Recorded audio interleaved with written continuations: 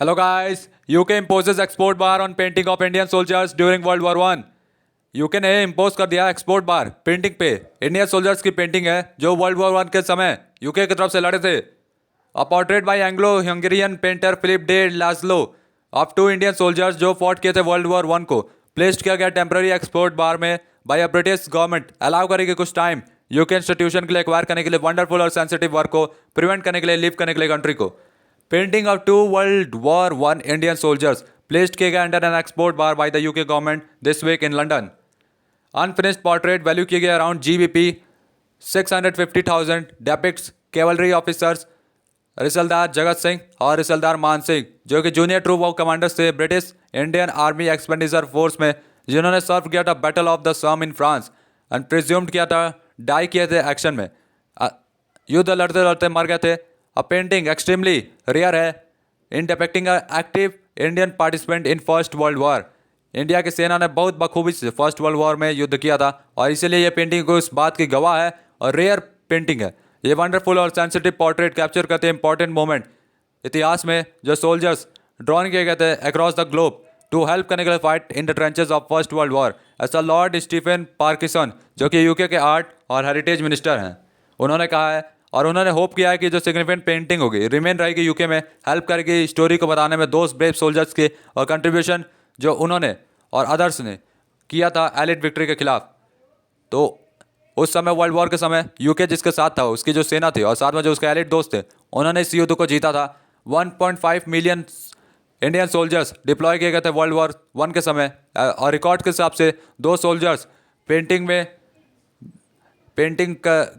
के लिए आर्टिस्ट के द्वारा लिए गए थे लंदन में 2 मंथ्स पहले जब उनको सेंड किया गया फ्रांस के लिए फाइट करने इन द ट्रेंचेस। मतलब यह है कि 2 महीने पहले ये सोल्जर्स वहाँ पे अपनी तैयारी कर रहे थे, ट्रेनिंग कर रहे थे। वहाँ पे एक आर्टिस्ट ने इनकी फ़ोटो बना ली, आई मीन टू से उनका पेंटिंग किया और उन दोनों फिर 2 महीने बाद फ्रांस चले गए वहाँ लड़ने के लिए और वहीं पे उनकी मौत भी हो गई। ये डिस्क्राइब किया गया फाइन एग्जाम्पल पोर्ट्रेट का रिनाउंड 20th सेंचुरी आर्टिस्ट जिन्होंने कैप्चर किया इंपॉर्टेंट मोमेंट ब्रिटिश हिस्ट्री में as a soldiers from across the British Empire fight किया यूरोप में। पेंटिंग अपीयर हुआ, क्रिएट किया गया डी लाजलोस ओन कलेक्शन और रिमेन रहा उनके स्टूडियो में until he died in 1937। Studio में उनके खुद का स्टूडियो था जहाँ पे वो पेंटिंग रखे हुए थे, लेकिन 1937 में उनकी मौत हो गई। तब उनके बाद ये पेंटिंग्स गवर्नमेंट के पास आ गई। यूके गवर्नमेंट का डिसीजन है इम्पोज करने के लिए एक्सपोर्ट बार फॉलो करेगा advice of reviewing committee on the export of work of art and object of cultural interest. Committee ने रिकमेंडेशन बेस्ड किया है criteria for outstanding significant to the study of Indian contribution to the war effort and the individuals involve. Philip de Laszlo एक ऐसे British most distinguished society portrait painter थे early 20th century के, लेकिन उनका century portrait more powerful था क्योंकि ये unfinished था। ऑफर किया था exceptionally rare glimpse not to maharajas और generals but to ordinary middle ranking 6 soldiers about to depart the for the horrors of the battle of the Somme. ऐसा RCEWA member Peter barber ने कहा है। और enormous contribution जो उनके द्वारा दिया गया था मिलियंस ऑफ अदर इंडियंस के द्वारा ब्रिटेन वॉर एफर्ट्स में 1914 के बीच 1918 में has until recently been largely overlooked and the life stories of the de Laszlo's sitter uncovered है। Yet numerous descendants of the Indian soldiers live करते हैं Britain में, यानी जो सोल्जर्स के परिवार वाले अभी भी ब्रिटेन में रहते हैं जो कि रेंडर करते हैं पोर्ट्रेट को ब्रिटेन का सेवरल इंक्रीजिंगली सिग्निफिकेंट लेवल।